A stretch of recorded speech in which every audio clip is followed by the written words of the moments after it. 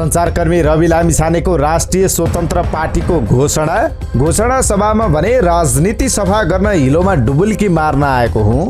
रवि लामिछानेको घोषणा सभा राष्ट्रिय सभागृहमा समर्थकको खचाखच। रविको पार्टीको चुनाव चिन्ह घण्टी रहने। रवि लामिछानेको पार्टीले भातृ संगठन नबनाउने। यस्ता छन् हाल रहेका राजनीतिक दलहरू भन्दा 7 फरक विशेषता। यात्रुवाहक बसमा एसिड पोखिँदा मोरङमा 5 जना घाइते। तनहुँमा दुलै लिन बेहुलाको साइकलको सवारी। एसपीपी अस्वीकार गर्ने सरकारको निर्णय स्वागत योग्य रहेको एमाले नेता भीम रावलको भनाई। निर्वाचन आयोगसँग कांग्रेसले भन्यो प्रवासी नेपालीहरूको नोट मात्र होइन भोट पनि चलाउनु पर्यो। नेकपा एमालेका पोलिट ब्युरो सदस्य सूर्य थापा भन्छन् रवि लामिछानेको पार्टी दर्ता हुनु हुँदैन। काठमाडौँमा फैलदै हैजा, थप 2 जनामा हैजा संक्रमणको पुष्टि। यस वर्षको एसई परीक्षाको नतिजा असार मसान्त भित्रै प्रकाशित हुने। आजदेखि सबै उडान बन्द गर्ने वायुसेवा सञ्चालक सङ्घको निर्णय। वायुसेवा कम्पनीलाई प्राधिकरणको चेतावनी। धाक धम्की चल्दैन। अत्यास लाउँदो व्यापार घाटा। 11 महिनाको व्यापार घाटा देशको बजेट भन्दा पनि ठुलो। किन्न लागेको जग्गा कृषि क्षेत्रमा पर्ने डरले धमाधम बैना फिर्ता माग्दै जग्गा खरिद गर्दा कस्तो जग्गा कृषिमा पर्छ र के छ भू उपयोग नियमावलीमा, यो सम्बन्धी विस्तृत जानकारी। भारतमा बाढीको वितण्डा। 1 हप्तामा 63 जनाको मृत्यु।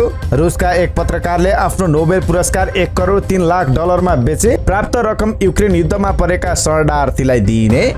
संसारकै धनाट्य एलन मस्ककी छोरीले बुबासँग कुनै नाता नछोड्ने भन्दै अदालतमा दिइन् निवेदन।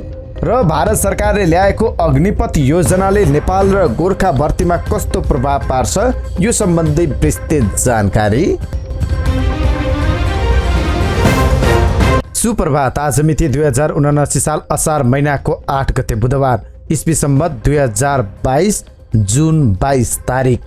सदाका दिन जस्तै आज पनि हामी देशभरका महत्त्वपूर्ण खबर लिएर तपाईँ उपस्थित भएका छौँ। तपाईँले हाम्रो भिडियो सामग्री कुन ठाउँबाट हेर्दै हुनुहुन्छ आफ्नो गाउँठाउँको नाम तलको कमेन्ट बक्समा लेख्न सक्नुहुन्छ। साथै प्रस्तुत गरेको समाचार सामग्रीमा तपाईँको केही प्रतिक्रिया भए तलको कमेन्ट बक्समा लेखिदिनुहोला। आउनुहोस् आजको समाचार सुरुवात गरौँ। सञ्चारकर्मी रवि लामिछानेले घोषणा गरेको नयाँ पार्टीको प्रसङ्गबाट। चर्चित सञ्चारकर्मी रवि लामिछानेले राजनीतिको हिलो सफा गर्न आफू हिलोमा डुबुल्की मार्न आएको बताएका छन्। मंगलबार राष्ट्रिय सभागृहमा आफू राजनीतिमा आएको घोषणा सभामा बोल्दै उनले राजनीतिको हिलो सफा गर्न आएको उल्लेख गरेका हुन्। उनले भने राजनीतिमा कति हिलो मैलो छ मलाई पनि थाहा छ। यो राजनीतिको हिलो सफा गर्न म हिलोमा डुबुल्की मार्नुपर्छ। मलाई हिलो लाग्छ, तर तपाईले म हिलोमै रहन्छु भन्ने नसोच्नुहोस्। हिलो सफा गरेर मात्र निस्कन्छु। उनले भ्रष्टाचार मुद्दाका फाइल टकटकाएर जानका लागि सहयोग गर्न आग्रह गरेका छन्। टेलिभिजनका पर्दाबाट राजनीतिक दलका नेताहरूलाई सप्रिनुस् भन्दा पनि नसप्रिएको भन्दै आफै राजनीतिमा आएको बताएका छन्। उनले आफूले जति मान्छे रोएको कसैले पनि नदेखेको बताए। उनले भने मैले जति मान्छे रोएको कसैले देखेको छैन होला। मेरो कार्यालयमा हरेक दिन मान्छेहरू मलाई भेट्नु अघि 2 मिनेट रुने गर्थे। मेरो कार्यालयको अर्कोपट्टि बालुवाटारमा राज्यको जिम्मेवार व्यक्तिको कार्यालयमा मान्छेको भिड लाग्दैन थियो। उनले अस्पताल जस्तो ठाउँमा पनि सोर्स फोर्स लगाउनु पर्ने कस्तो मक्किएको ठाउँको संरचनामा छौं भन्दै प्रश्न गरेका छन्। उनले आफू चुनावमा जाने दिन देशको नक्सा देखाएर जाने बताएका छन्। उनले प्रश्न सोधे सजिलो काम छाडेर जवाब दिन गाह्रो काम गर्न आएको बताउँदै आफू व्यवस्था बदल्न आएको भन्दा पनि जनताको अवस्था परिवर्तन गर्न राजनीतिमा आएको बताएका छन्। उनले हेलिकप्टर चढेर कोही नेता जान्छ भने विद्यार्थीका लागि पुस्तक, बिरामीका लागि हेलिकप्टरबाट त्यसरी नै औषधि पुर्याउनु पर्ने बताएका छन्। राष्ट्रिय स्वतन्त्र पार्टी घोषणा गरेका रवि लामिछानेले पार्टीको चुनाव चिन्ह घण्टी प्रस्ताव गरेका छन्। काठमाडौँमा पार्टी घोषणा गर्दै उनले पार्टी दर्ताका लागि उनले निर्वाचन आयोगमा दल दर्ताका लागि 21 सदस्यीय कमिटी बनाएको जानकारी दिएका छन्। पार्टीको कार्यालय काठमाडौँको वसुन्धरामा खोलिएको छ। अबको क्रममा रवि लामिछानेले घोषणा गरेको पार्टी अहिलेका पार्टी भन्दा के कुरामा फरक छ त? उनले घोषणा गरेको राजनीतिक पार्टीमा विशेष गरी 6 फरक विशेषता रहेका छन्। उनले पार्टी घोषणा गर्दा आफ्नो पार्टी पुराना पार्टी भन्दा 7 अवधारणाका साथ अगाडि बढ्न खोजेको बताएका छन्। सबैभन्दा पहिलो प्रारम्भिक निर्वाचन। लामिछानेले यो अवधारणा अनुसार पार्टीबाट आम निर्वाचनमा उम्मेद्वार बन्नका लागि पहिले आन्तरिक निर्वाचन लड्नुपर्ने व्यवस्था रहेको बताएका छन्। त्यसका लागि उम्मेद्वार हुन चाहनेले पार्टीका सबै सदस्यहरूको मतबाट निर्वाचित हुनुपर्ने र निर्वाचित भए पश्चात मात्रै उम्मेद्वार हुन पाउने व्यवस्था अगाडि सारेको छ। त्यसबाट अब टिकेर चाकरीकै भरमा टिकट पाउने युगको अन्त्य हुने दाबी गरे। अब पार्टीका सदस्यता लिएका मान्छेको भोट नलिई कोही नेता बन्न सक्ने छैनन् घोषणा सभामा उनले भने। दोस्रोमा बहुसंख्यक युवा। उनले आफ्नो पार्टीमा बहुसंख्यक युवा रहने बताएका छन्, जसका लागि पार्टीका सबै समितिमा 50+1 को अवधारणा अगाडि सारिएको छ। यसले युवाहरू पार्टीको नेतृत्वमा मात्र नभई देशको बागडोर सम्हाल्ने अवस्थामा पुग्ने दाबी गरेका छन्। त्यस्तै तेस्रोमा प्रत्यक्ष निर्वाचित प्रधानमन्त्री र मुख्यमन्त्री। यो अवधारणा अन्तर्गत प्रधानमन्त्री र मुख्यमन्त्री बन्नका लागि निर्वाचन अघि नै पार्टीको आन्तरिक निर्वाचनमा चुनिएको व्यक्ति प्रधानमन्त्री र मुख्यमन्त्री उम्मेद्वार बन्ने लामिछानेले बताए, जसमा पहिले पार्टीभित्रका साधारण सदस्यहरूको मतबाट मुख्यमन्त्रीको उम्मेद्वार चुनिने र जसमा पहिले पार्टीभित्रका साधारण सदस्यहरूको मतबाट प्रधानमन्त्री वा मुख्यमन्त्रीको उम्मेद्वार चुनिने र जसमा साधारण सदस्य वा पार्टी सभापति जोसुकै भिड्न सक्ने व्यवस्था रहेको बताएका छन्। यसबाहेक यसरी चुनिएको प्रधानमन्त्री वा मुख्यमन्त्रीको उम्मेद्वारले निर्वाचनमा जाँदा आफ्नो मन्त्रीमण्डल आफै छनौट गर्न सक्ने बताए, जस अन्तर्गत प्रधानमन्त्री र मुख्यमन्त्रीको उम्मेद्वारले आफूले चाहेको योग्य व्यक्तिलाई छनौट गर्ने अधिकार हुने उनले बताएका छन्। त्यस्तै चौथोमा रहेको छ राइट टु रिकल र राइट टु रिजेक्ट। पार्टीभित्रको नेतृत्व र सार्वजनिक पदमा कुनै व्यक्तिलाई निर्वाचित गरेर पठाउँदा पार्टीका साधारण सदस्यसँग राइट टु रिकल र राइट टु रिजेक्टको व्यवस्था रहने लामिछानेले बताए। आफूले पठाएको व्यक्तिले राम्रो काम नगरे साधारण सदस्यको भोटबाट बोलाउने मात्र होइन, कठालो समातेर ल्याउने व्यवस्था गरेका छौँ उनले भने। साथै राइट टु रिजेक्टको व्यवस्था पनि गरेका छौँ। त्यस्तै पाँचौँमा रहेको छ डिजिटल डेमोक्रेसी। यस व्यवस्था अन्तर्गत हिजैबाटै डिजिटल प्लेटफर्म मार्फत पार्टी सदस्यता लिन सक्नेछन्। पार्टीको मत मतान्तरमा सहभागी हुन सक्ने व्यवस्था अंगीकार गरिएको लामिछानेले बताए। यो व्यवस्था तत्कालका लागि पार्टीभित्र सुरु गरेर भविष्यमा देशमा नै लागू हुने उनले बताएका छन्। हरेक कुरा डिजिटल प्लेटफर्मबाट हुन्छ उनले भने। अब मत हालिसकेपछि पनि महिनौं लाएर घुर्दै महिनौं लगाएर मत गर्नुपर्ने युगको अन्त्य गर्छौं। त्यस्तै ६औँमा रहेको छ परिवारवादलाई पूर्ण रूपमा निषेध। आफूले निर्माण गरेको राष्ट्रिय स्वतन्त्र पार्टीमा परिवारवादलाई पूर्ण रूपमा निषेध गर्ने अर्को व्यवस्था रहेको लामिछानेले बताएका छन्। केन्द्रीय समितिमा कुनै पनि नातागोतालाई स्थान दिइँदैन। स्थान नदिने मात्र होइन, पूर्ण रूपमा निषेध गरिएको छ। परिवारवाद पूर्ण रूपमा निषेध गरिएको उनले बताएका छन्। कुनै पनि नातागोतामा पर्ने व्यक्तिलाई न ल्याइनेछ न नियुक्ति दिइनेछ उनले भनेका छन्। त्यस्तै अर्को महत्त्वपूर्ण ७औं नम्बरमा रहेको छ भातृ संगठन नहुने र कार्यकर्ता हुनु नपर्ने। आफ्नो पार्टीको कुनै भातृ संगठन पनि नहुने र कार्यकर्ता पनि हुनु नपर्ने लामिछानेले बताएका छन्। जो जहाँ छन् त्यहीबाट साधारण सदस्य लिएर स्वतन्त्र भएर बस्न पाउने उनको भनाइ छ। कार्यकर्ता भन्ने युगको अन्त्य गर्नेछौँ। कुनै कार्यकर्ता हुँदैन, सदस्य मात्रै हुने हो उनले भने। भातृ संगठन त हुँदैन, सदस्य र फलोवर्स मात्र हुन्छ। पार्टी सदस्यले कोही कसैको झोला पनि बोक्नु नपर्ने उनले बताएका छन्। रविले भने चुनावमा भोट हाल्न बाहेक केही पनि गर्नु पर्दैन। मन लागेको व्यक्तिलाई भोट हालिदिए पुग्छ, कसैको झोला बोक्नु पर्दैन। अब अन्य प्रसङ्ग। विराटनगरबाट मोरङको रङ्गेलीतर्फ जाँदै गरेको को 1 नम्बरको यात्रुवाहक बसमा एसिड पोखिँदा मोरङमा मंगलबार दिउँसो 5 जना घाइते भएका छन्। प्रहरीका अनुसार विराटनगर रङ्गेली सडक खण्ड अन्तर्गत मोरङको कटहरी गाउँपालिका 3 स्थित कटहरी चोकमा दिउँसो 3:30 बजेतिर घटना भएको हो। घटनामा मोरङको सुनवर्सी नगरपालिका 4 की 22 वर्षीय निता राजवंशी, सुनवर्सी 9 की 22 वर्षीय सबिया खानम, धनपाल थान गाउँपालिका 5 का 42 वर्षीय ओम नारायण राजवंशी, सुनसरी बराह क्षेत्र नगरपालिका 8 की 40 वर्षीय सुमित्रा उराउ र भोजपुरको अरुण गाउँपालिका 1 याङपाङका 22 वर्षीय विनोद घाइते भएको प्रहरीले जनाएको छ। प्रारम्भिक अनुसन्धानबाट सुनचाँदी व्यवसाय गर्दै आएका एक व्यक्तिले बोतलमा बोकेको एसिड बसमा पोखिएको जानकारी दिएका छन्। उनका अनुसार चालकले बसमा अचानक ब्रेक लगाउँदा बोतलको बिर्को खुलेपछि उछुट्टिएर पोखिँदा बसमा यात्रा गरिरहेकाहरूलाई एसिड लागेको पाइएको छ। घटनापछि एसिड बोकेर सार्वजनिक सवारी साधनमा यात्रा गर्ने कटहरी 4 का अन्दाजे 25 वर्षीय राहुल शाह फरार रहेका छन्।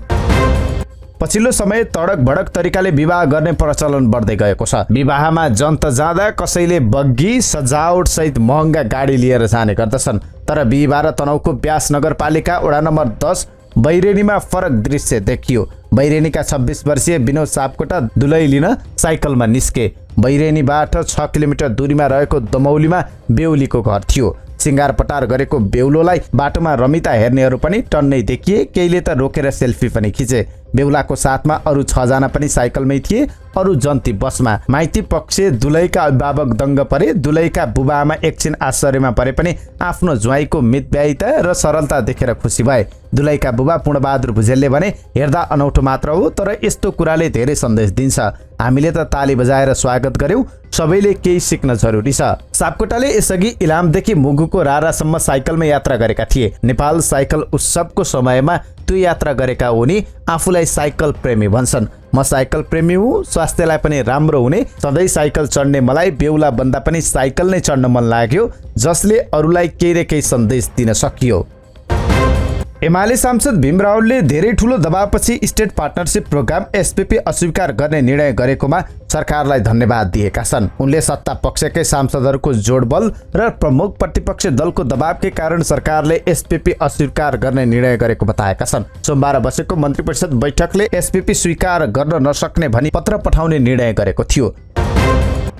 नेपाली कांग्रेसले विदेशमा रहेका नागरिकहरूको मताधिकार सुनिश्चित गर्ने लगायतका विषयमा निर्वाचन आयोगको ध्यानकर्षण गराएको छ। निर्वाचन आयोग पुगेका कांग्रेस महामन्त्री द्वय गगन थापा र विश्वप्रकाश शर्माले प्रवासी नेपालीको मताधिकार सुनिश्चित हुनुपर्ने, मतदाता नामावली संकलनलाई व्यवस्थित गर्नुपर्ने तथा निर्वाचन आचार संहितालाई व्यावहारिक बनाउनु पर्ने लगायतका विषयमा ध्यानकर्षण गराएका हुन्। सर्वोच्च अदालतले नै विगतमा विदेशमा रहेका नेपालीको मताधिकार सुनिश्चित गर्न कानुनी व्यवस्था गर्न आदेश दिइसकेको स्मरण गराउँदै आयोगलाई थप कदम चाल्न आग्रह गरिएको कांग्रेस महामन्त्री विश्वप्रकाश शर्माले जानकारी दिएका छन्। नेकपा एमालेका पोलिट ब्युरो सदस्य सूर्य थापाले रवि लामिछानेको नयाँ पार्टी राष्ट्रिय स्वतन्त्र पार्टी दर्ता हुन नसक्ने धारणा राखेका छन्। निर्वाचन आयोगले सो पार्टीलाई दर्ता गर्न नहुने उनको भनाइ छ। मंगलबार मात्र लामिछानेले आफ्नो पार्टीको नाम राष्ट्रिय स्वतन्त्र पार्टी हुने घोषणा गरेका थिए। हिजो नै सो पार्टी दर्ताका लागि निर्वाचन आयोगमा निवेदन परिसकेको छ। यस विषयमा सूर्य थापा भन्छन्, कानूनत स्वतन्त्र उम्मेदवारी व्यक्तिको सार्वभौम अधिकार हो। व्यक्तिले दलमा लाग्दिन भनेर स्वतन्त्र रूपमा निर्वाचन लड्न र जित्न पाउने गरी कानूनले सुरक्षित गरेको अधिकार छिनेर स्वतन्त्र पार्टी गठन गरिनु कानून विपरीत हो। स्वतन्त्र उम्मेदवारीमा नै भ्रम र अन्यल उत्पन्न हुने गरी कसैले पनि पार्टी बनाउन खोज्छ भने निर्वाचन आयोगले त्यस्तो दल दर्ता गर्न हुँदैन, उनले भनेका छन्। शुक्रराज ट्रपिकल तथा सरुवा रोग अस्पताल टेकुमा उपचाररत थप 2 जनामा हैजा पुष्टि भएको छ। सानेपा र सिन्धुपाल्चोकका एक व्यक्तिमा हैजा पुष्टि भएको हो। सानेपामा बस्ने व्यक्ति पसल सञ्चालन गरेर बसेका हुन् भने सिन्धुपाल्चोकका किसान हुन्। यसअघि बाग बजारमा बस्ने 2 जना दिदीबहिनीलाई हैजा पुष्टि भएको थियो। इपिडर्मियोलोजी तथा सरुवा रोग नियन्त्रण महाशाखाले हैजा पुष्टि भएको क्षेत्र काठमाडौँको बाग बजार क्षेत्रको नमुना सङ्कलन गरिरहेको छ। बाग बजार क्षेत्रको ढल, पानी, खाद्य लगायत नमुना सङ्कलन गरिएको इडिसिडीले जनाएको छ। राष्ट्रिय परीक्षा बोर्डले यस वर्षको माध्यमिक शिक्षा परीक्षा एसई को नतिजा असार मसान्तभित्र सार्वजनिक गर्ने तयारी गरेको छ। यसका लागि बोर्डले तीव्रताका साथ आवश्यक काम गरिरहेको जनाएको छ। बोर्डका अध्यक्ष डाक्टर महाश्रम शर्माले यसपटक एसई को नतिजा समयमै सार्वजनिक गर्नका लागि आवश्यक कार्य तीव्र रूपमा भइरहेको जानकारी दिँदै प्राविधिक रूपमा समस्या नआए असार 32 गतेभित्र नतिजा सार्वजनिक गर्ने गरी काम भइरहेको बताएका छन्। अहिले उत्तर पुस्तिका परीक्षणको काम सम्पन्न गरी स्वपरीक्षणको काम समेत अन्तिम चरणमा पुगेको जानकारी दिँदै उनले कम्प्युटर इन्ट्री गर्ने, रुजु गर्ने लगायतका काम भइरहेको बताएका छन्। सम्पूर्ण काम सकेर असार मसान्तभित्र नतिजा सार्वजनिक गर्ने तयारीमा छौं, उनले भनेका छन्। असार 20 सम्ममा प्राप्ताङ्क इन्ट्री गर्ने, 21 र 22 मा मिसम्याच गर्ने र 23 देखि 29 गतेसम्म टेबुलेसन गर्ने र 32 मा नतिजा सार्वजनिक गर्ने गरी कार्ययोजना बनाएर काम भइरहेको जनाएको छ। नेकपा एमालेका अध्यक्ष केपी शर्मा ओली र दुबईका राज परिवार सदस्य शेख मोहम्मद माक्तुम जुमा ला माक्तुम बीच भेटवार्ता भएको छ। झापाका मेडिकल व्यवसायी तथा एमालेका केन्द्रीय सदस्य दुर्गा प्रसाईको निमन्त्रणामा नेपाल आएका माक्तुम ओलीलाई भेट्न मंगलबार ओली निवास बालकोट पुगेका थिए। करिब 1 घण्टा भएको भेटमा माक्तुमले नेपालबाट गएका युवाले युएईको विकासमा महत्त्वपूर्ण सहयोग गरेको सुनाएका थिए। अध्यक्ष ओलीले माक्तुमलाई नेपाल भ्रमण गरेकोमा स्वागत गर्दै युएई विकासमा फड्को मारेको देश भएकाले त्यहाँबाट नेपालले धेरै कुरा सिक्न सक्ने बताएका छन्। भेटमा एमालेका उपमहासचिव विष्णु रिमाल, एमाले केन्द्रीय सदस्य प्रसाई, युएईका कार्यवाहक राजदूत इब्राहिम अल मेहेरी लगायत सहभागी थिए। प्रसाईको आमन्त्रणामा नेपाल आएका माक्तुमलाई दुबईका राजकुमारको रूपमा प्रचार गरिएको थियो, तर उनी राजकुमार नभएर राज परिवारका सदस्य मात्र खुलेको थियो। त्यसैगरी माक्तुमले प्रसाईलाई उपहार स्वरूप दिएको पहिलो लौरोलाई सुनको लौरोको रूपमा व्याख्या गरिएको थियो। उक्त लौरो पनि सुन नभएको खुलेको थियो। काठमाडौँ महानगरपालिकाभित्र व्यापार व्यवसाय गरिरहेका 35वटा संस्थाले आफ्नो शौचालय सार्वजनिक प्रयोगका लागि दिने भएका छन्। सर्वसाधारण नागरिकलाई शौचालय प्रयोग गर्न दिन इच्छुक 35वटा संस्थासँग काठमाडौँ महानगरपालिकाले सोमबार सम्झौता गरेको छ। बैंक, रेस्टुरेन्ट, स्कुल, प्रकाशन गृह, बिजनेस कम्प्लेक्स सहित 32वटा सङ्घ संस्थाका प्रतिनिधिहरूसँग सम्झौता भएको छ। महानगरपालिकाका मेयर बालेन शाह, उपमेयर सुनिता डङ्गोल र प्रमुख प्रशासकीय अधिकृत लोकनाथ पौड्यालको रहबरमा भएको सम्झौतामा महानगरका तर्फबाट निर्देशक नूर निधि न्यौपाने र ती संस्थाका प्रतिनिधिहरूले हस्ताक्षर गरेका छन्। यसरी सञ्चालन भएका शौचालयको अवस्था अनुगमन तथा मूल्याङ्कन गर्न दुवै पक्षबाट एक जना प्रतिनिधि तोक्ने काठमाडौँ महानगरले जनाएको छ। उनीहरूले हरेक 4 महिनामा प्रतिवेदन दिने काठमाडौँ महानगरपालिकाले जानकारी दिएको छ। पेट्रोल खपत कम्तीमा 20% घटाइने भएको छ। बुधबार प्रतिनिधि सभा बैठकमा बोल्दै उद्योग वाणिज्य तथा आपूर्ति मन्त्री दिलेन्द्र प्रसाद बडुले सरकारी निकायमा हुने पेट्रोल खपत कम्तीमा 20% घटाउने नीति लिएको जानकारी दिएका छन्। अन्तर्राष्ट्रिय बजारमा निरन्तर बढिरहेका कारण नेपालमा पनि मूल्य समायोजन गरिएको र नेपालमा पनि पेट्रोलियम पदार्थको मूल्य बढेको मन्त्री बडुले बताए। रुस युक्रेन युद्धका कारण अन्तर्राष्ट्रिय बजारमै पेट्रोलियम पदार्थको मूल्य बढिरहेको उनको भनाइ छ। संसदमा सांसदहरूले पेट्रोलियम पदार्थको मूल्य वृद्धिको कारण माग गरेपछि सभामुखले मङ्गलबार सरकारलाई जवाब दिन रुलिङ गरेका थिए। सभामुखको रुलिङ अनुसार मन्त्री बडुले जवाब दिँदै अन्तर्राष्ट्रिय बजारलाई देखाएका हुन्। वायु सेवा सञ्चालक सङ्घले सबै उडान बन्द गर्ने निर्णय गरेको छ। संस्कृति, पर्यटन तथा नागरिक उड्डयन मन्त्रालय र नेपाल नागरिक उड्डयन प्राधिकरणबाट भएका एकपक्षीय, स्वेच्छाकारी र अव्यावहारिक निर्णय फिर्ता तथा सुधारको माग गर्दै वायु सेवा सञ्चालकहरूले उद्धार र नियमित उडानहरू बन्द गर्ने निर्णय गरेका हुन्। मङ्गलबार राजधानीमा पत्रकार सम्मेलन गर्दै सङ्घका अध्यक्ष क्याप्टेन रामेश्वर थापाले नागरिक उड्डयन प्राधिकरणबाट भएको अपरेटिङ वेस आधारको प्रावधानहरू हवाईजहाज हेलिकप्टरमा खारेज गर्न माग गरेका छन्। उनले पूर्ववत अवस्थामा बिना अवरोध सञ्चालन गर्न पाउनुपर्ने माग गरेका छन्। निजी क्षेत्रका विमान र हेलिकप्टरहरू बाहिरका एयरपोर्टमा पार्किङ गर्नुपर्ने, 2 चालक राख्नुपर्ने लगायतका मागहरू अव्यावहारिक भएकाले फिर्ता लिन माग गरिएको र मागको सुनवाई नभएपछि उडान नै रोकेर आन्दोलनमा उत्रिनु परेको अध्यक्ष थापाले बताए। पत्रकार सम्मेलनपछि सङ्घद्वारा जारी विज्ञप्तिमा भनिएको छ, क्षेत्रीय विमानस्थलहरूको बढोत्तरी तथा स्तर उन्नति भए पनि हवाईजहाज तथा हेलिकप्टरको मर्मत समार तथा चेक जाँच गर्ने प्राविधिक पक्ष लगायतका अन्य विविध भौतिक पूर्वाधारहरूको विकास भइ नसकेकाले हालको अवस्थामा त्रिभुवन अन्तर्राष्ट्रिय विमानस्थल बाहेकका विमानस्थलमा रात्रि विश्राम गरी उडान गर्न असमर्थ रहेका छौँ, विज्ञप्तिमा भनिएको छ।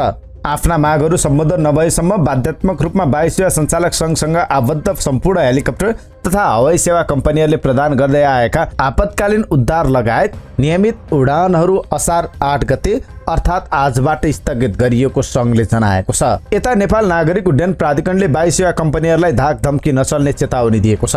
मङ्गलबार पत्रकार सम्मेलन गर्दै प्राधिकरणले हवाई उडान रोक्ने भन्ने वायु सेवा कम्पनीको धम्कीलाई जवाफी चेतावनी दिएको छ। वायु सेवा सञ्चालक सङ्घले बुधबारदेखि सबै उडान रोक्ने बताएको थियो। हवाई सुरक्षाका लागि प्राधिकरणले लिएका नियमहरू कार्यान्वयन गर्छ। हवाई क्षेत्र हडताल गर्न नपाइने क्षेत्र हो भन्ने कसैले पनि बिर्सनु हुँदैन। धाक धम्की चल्दैन, प्राधिकरणका महानिर्देशक प्रदीप अधिकारीको भनाइ छ। वायु सेवा कम्पनीहरूलाई आफ्ना जहाजहरूको रात्रि बिसान काठमाडौँ बाहिरका विमानस्थलमा राख्न अनिवार्य गरिएपछि वायु सेवा कम्पनी चिडिएका छन्। चालु आर्थिक वर्षको 11 महिनामा मुलुकको व्यापार घाटा 15 खर्ब 77 अर्ब पुगेको छ। भन्सार विभागले सार्वजनिक गरेको तथ्याङ्क अनुसार यो व्यापार घाटा गत वर्षको यसै अवधिको तुलनामा 25% बढी हो। अर्थात् 11 महिनाको मुलुकको व्यापार घाटा संशोधित बजेट भन्दा ठूलो छ। चालु आर्थिक वर्षको बजेट संशोधन गर्दै 14 खर्ब 47 अर्ब खर्च हुने अनुमान गरेको छ। साउनदेखि जेठ मसान्तसम्मको 11 महिनाको अवधिमा मुलुकले कुल 17 खर्ब 63 अर्ब 22 करोड रुपियाँको वस्तु आयात गरेको छ। सोही अवधिमा 1 खर्ब 85 अर्ब 83 करोड रुपियाँको वस्तु निर्यात गरेको छ।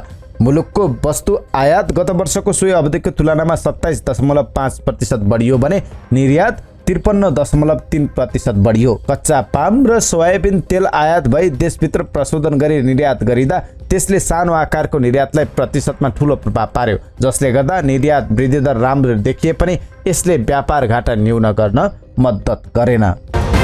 ललितपुरको छाम्पीमा आधा रोपनी जग्गा किन्न बैना दिइसकेका राजेश खड्का यति बेला बैना रकम फिर्ता मागिरहेका छन्। किन्न खोजेको जग्गामा ठूलो लगानी गर्दा भोलि स्थानीय सरकारले कृषि क्षेत्रमा वर्गीकरण गरिदिए के गर्ने भन्ने प्रश्नको उत्तर नपाएपछि उनले बैना फिर्ता मागेका हुन्। जग्गाको वर्गीकरण नगरेरै भू उपयोग नियमावली 2079 कार्यान्वयनमा ल्याएपछि अहिले जग्गाको किता कार्डदेखि दृष्टि बन्धकसम्म रोक्का छ। वर्गीकरण गर्ने जिम्मेवारी स्थानीय तहलाई दिएकाले भोलि वर्गीकरणमा लामो समय लाग्न सक्ने र त्यतिन्जेल कारोबार बन्द हुँदा आफ्नो लगानी डुब्ने त होइन भन्ने चिन्ता खड्कालाई छ। खड्का लगायत देशैभरका अन्य व्यवसायीहरूलाई पनि छ। छाप्कीमा आधा रोपनी किन्नुभन्दा बजार र बस्ती नजिक भएको र भोलि आवासीय जग्गामा वर्गीकरण हुने 4 आना मात्रै जग्गा किन्ने पनि उनको तयारी छ। यस्तो किसिमको दुविधाले अहिले स्थानीय भू उपयोग परिषदले साबिक अनुसार नै कारोबार गर्ने भन्ने निर्णय गरिहालेमा पनि भू उपयोग नियमावलीको पूर्ण कार्यान्वयन नभएसम्म घर जग्गा कारोबार बढ्न नसक्ने नेपाल रियल इस्टेट अर्गनाइजेसनका महासचिव विनोद सुवेदीले बताए। जब जग्गाको आपूर्ति बढी हुने, किन्ने व्यक्तिले कम्तीमा 4 आना किन्नै पर्ने भएकाले बजेट बढी चाहिने, खेतीयोग्य जग्गा 1 रोपनी भन्दा कम किन्न नपाइने लगायतका कारणले आवासीय बाहेकका घर जग्गाको मूल्य घट्ने उनको दाबी छ। 10 रोपनी जग्गामा खेतीपाती भइरहेको भए उक्त जग्गा खेतीयोग्य हुने नियमावलीमा उल्लेख छ। के छ त भू उपयोग नियमावलीमा? नियमावलीमा उल्लेख भएअनुसार जग्गाको खण्डीकरणलाई रोक्न खोजिएको छ। कृषियोग्य जमिनलाई काठमाडौँ उपत्यकामा 500 वर्गमिटर अर्थात् करिब 15 आना 3 पैसा भन्दा सानो हुने गरी टुक्राउन पाइने छैन। तराई र भित्री मधेसमा भने 675 वर्गमिटर अर्थात् करिब 2 कट्ठाको सीमा तोकिएको छ। यी दुई ठाउँ बाहेक अन्यत्र 1000 वर्गमिटर अर्थात् 1 रोपनी 15 आनाको नियम बनाइएको छ। आवासीय क्षेत्रका लागि 130 वर्गमिटर अर्थात् करिब 4 आना 1.5 दाम भन्दा कम हुने गरी टुक्राउन नमिल्ने बनाइएको छ। 500 वर्गमिटर भन्दा सानो किताको जग्गा भए चौडाई भन्दा लम्बाई 4 गुणा भन्दा बढी हुने गरी टुक्रा बनाउन पाइने छैन। अझै स्थानीय तहले चाहेमा त्यो भन्दा बढी क्षेत्रफल भन्दा सानो नहुने गरी मापदण्ड बनाउन सक्नेछन्। नियमावलीमा उल्लेख भएअनुसार जग्गा एकीकरण, बस्ती विकास, सामूहिक तथा सहकारी खेती सम्बन्धी आधार मापदण्ड बनाई कार्यान्वयन गर्न सक्ने अधिकार पाएको छ। सर्वसाधारण जग्गा व्यवसाय ब्याङ्कहरू बेच अन्योलता कायमै रहँदा सरकारले चाहिँ जग्गाको खण्डीकरण र कृषियोग्य जमिनमा बस्ती विकास रोक्ने गरी भू उपयोग नियमावली जारी गरेको बताउँदै आएको छ। मंगलबार धितोपत्र बोर्डको नेतृत्वमा शेयर बजार समस्या समाधानका लागि बनेको समितिको पहिलो बैठक बसेको खबरले शेयर बजारमा सुधार देखिन थालेको छ। हिजो नेप्से परिसूचक 37.49%ले बढेर 1922.30 बिन्दुमा पुगेको छ। केही दिनदेखि उच्च दरमा बजार घटिरहेको समयमा धेरैले लगानी बढाउन थालेकाले पनि शेयर बजारमा सुधार देखिन पुगेको हो। नेप्सेले सोमबार अघिल्लो पटकको उच्च बिन्दु 1881 मा टेवा पाएर पनि बढ्न थालेको देखिन्छ। धितोपत्र बोर्डको नेतृत्वमा बनेको समितिले भर्खरै काम गर्न सुरु गर्न थालेपछि यसले लगानीकर्ताको मनोविज्ञानमा सकारात्मक प्रभाव पारेको देखिन्छ। यद्यपि समितिको सुधारका लागि आवश्यक काम कारबाही समेतको प्रतिवेदन प्रस्तुत गर्न भने केही समय भने निश्चय नै लाग्ने भएको छ। मंगलबार शेयर बजार बढे पनि कारोबार रकम भने घटेको छ। अघिल्लो दिन कारोबार रकम 1,75 करोड 6 लाख रुपियाँ पुगेको थियो। हिजो भने कुल 231 धितोपत्र तथा ऋणपत्रको 37,65,516 शेयर किनबेच हुँदा 1,25 करोड 37,57,000 रुपियाँको कारोबार भएको थियो। अब केही अन्तर्राष्ट्रिय प्रसङ्ग। भारतको पूर्वोत्तर राज्य आसाम र मेघालयमा बाढी र पहिरोका कारण जनजीवन कष्टकर बनेको छ। बाढी पहिरोमा परेर पछिल्लो 1 हप्तामा त्यहाँ झण्डै 63 व्यक्तिहरूको मृत्यु भएको छ। आसामका कयौं ठाउँमा बाढीमा फँसेका हजारौं व्यक्तिलाई बचाउन सेना बोलाइएको छ। प्रधानमन्त्री नरेन्द्र मोदीले आसामका मुख्यमन्त्रीलाई फोन गरेर केन्द्र सरकारबाट हर सम्भव मद्दत गर्ने आश्वासन दिएका छन्। यो वर्ष आसाममा आएको यो दोस्रो बाढी हो। बाढीले गर्दा लाखौं घर डुबानमा पर्नुका साथै 47 लाख भन्दा धेरै व्यक्ति प्रभावित भएका छन्। कयौं इलाकामा सडक सम्पर्क पनि टुटेको छ। रुसका स्वतन्त्र पत्रकार दिमित्री मुराटोभले आफ्नो नोबेल शान्ति पुरस्कार 1 करोड 3 लाख डलरमा बेचेका छन्। स्वतन्त्र पत्रिका नोभाया गटेजाका सम्पादक मुराटोभले नोबेल शान्ति पुरस्कारको पदक बिक्रीबाट प्राप्त हुने सबै रकम युक्रेन युद्धमा परेका शरणार्थीहरूलाई दिने घोषणा गरेका छन्। मुराटोभलाई रुसमा अभिव्यक्ति स्वतन्त्रता रक्षाका लागि 2021 मा शान्ति पुरस्कारबाट पुरस्कृत गरिएको थियो। संसारकै धनी व्यक्ति एलन मस्ककी एक छोरीले अदालतमा आफ्ना बुबाबाट अलग हुन निवेदन दिएकी छन्। अमेरिकी अखबार CNN का अनुसार उनले आफ्ना बुबा एलन मस्कको नामबाट पहिचान नबनाउने भन्दै अदालतमा निवेदन दिएकी हुन्। उनले आफ्नो लैङ्गिक पहिचान नामथर बदल्न चाहेको र चर्चित तथा धनाढ्य बुबासँग कुनै पनि हिसाबले नाता जोड्न नचाहेको बताएकी छन्। एलेक्सकी छोरी एलेक्जेन्डर मस्कले यस्तो निवेदन दिएकी हुन्। 18 वर्षीय उनले आफ्नो नाम भिभियाना जेना विल्सन राख्न चाहेको बताएकी छन्। विल्सन थर उनले आफ्नै आमा जस्टिन विल्सनबाट लिएकी हुन्। सन् 2000 मा क्यानाडाकी नागरिक जस्टिनसँग एलनले बिहे गरेका थिए। सन् 2008 मा उनीहरूले सम्बन्ध विच्छेद गरेका हुन्। एलनका 7 सन्तानमध्ये 5 जना जस्टिनका हुन्। तिनै 5 मध्ये जेभियर एक हुन्। अमेरिकी विद्युत कार कम्पनी निर्माता टेस्ला र अन्तरिक्ष सम्बन्धी काम गर्ने स्पेस एक्सका CEO एलन अहिले संसारकै धनाढ्य हुन्। उनको सम्पत्ति करिब 2 खर्ब 14 अर्ब डलर रहेको छ।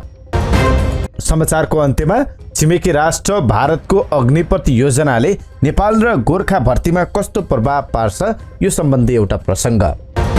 एक सातादेखि चर्को विरोधको सामना गरे पनि भारत सरकार सैनिक भर्ती सम्बन्धी नयाँ योजना अग्निपथ कार्यान्वयन गर्न राजनीतिक नेतृत्वले नसकेपछि भारतको स्थल, वायु र जल सेनाका उच्च अधिकारी योजनाको बचाउमा उत्रिएका छन्। भारत सरकारले गत साता सार्वजनिक गरेको कार्यक्रम भारतीय मात्र नभएर गोर्खा सैनिकमा भर्ती हुने नेपालीहरूलाई पनि लागू हुनेछ। भारत सरकारले अघि सारेको योजनाले नेपालबाट गोर्खा भर्ती तथा हतियार चलाउन र युद्ध लड्न जान्ने भएका युवाहरूको सामाजिकीकरणको विषय चुनौती बनेर आउने देखिन्छ।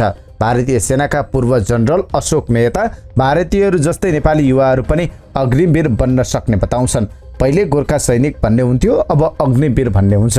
मेहताले भने भारतीयले जस्तो 30,000 रुपियाँ महिनाको पाउँछन्। 4 वर्ष सेवा गरेपछि 11 लाख भारतीय रुपियाँ भन्दा बढी हात पर्छ। अन्य सुविधा भने पाउने छैनन्। भारतीय सेनामा नेपालीहरू लामो समयदेखि सेवा गर्दै आएका छन्। अहिले गोर्खा पल्टनमा 60,000 सैनिक कार्यरत रहेका छन्, जसमध्ये 60% नेपाली गोर्खा र 40% भारतीय गोर्खा अर्थात् नेपाली भाषी भर्ना लिने गरेको छ। तर पछिल्लो समयमा भारत सरकार गोर्खाली पल्टनमा नेपाली माथिको निर्भरता हटाउनका लागि कुमाउनी र गढवालीलाई भर्ना गर्ने नीति दिएको छ। 2 वर्ष अघि भारत सरकारले पाइलट प्रोजेक्टका रूपमा त्यसलाई अगाडि बढाएको छ।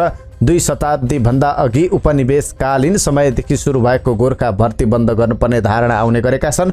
गोर्खा भर्ती नेपालले लिँदै आएको असंलग्न नीतिको विपरीत हुने धारणा रहेको छ।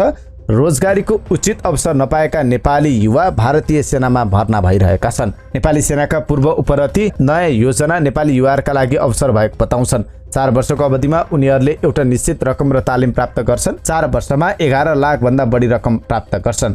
यसैबाट सानो व्यवसाय सञ्चालन गर्न सक्छन् र तालिमको कारण थप रोजगारीको अवसर प्राप्त गर्न सक्छन्। बस्नेत भारतीय सरकारले ल्याएको नीतिको असर भर्तीमा नपर्ने सम्भावना रहेको बताउँछन्। बस्नेतले अहिले पनि भारतीय सेनामा जाने विषयलाई सम्मान, पारिवारिक परम्परा र रोजगारीको अवसरका रूपमा हेरिने गरेको बताउँछन्। भारतीय पूर्व सैनिकहरूको सङ्घका अध्यक्ष धन बहादुर थापाले नेपालबाट भर्ना हुनेहरूको चासो कम हुने सम्भावना रहेको बताउँछन्। यसले नेपालीलाई असर गर्छ।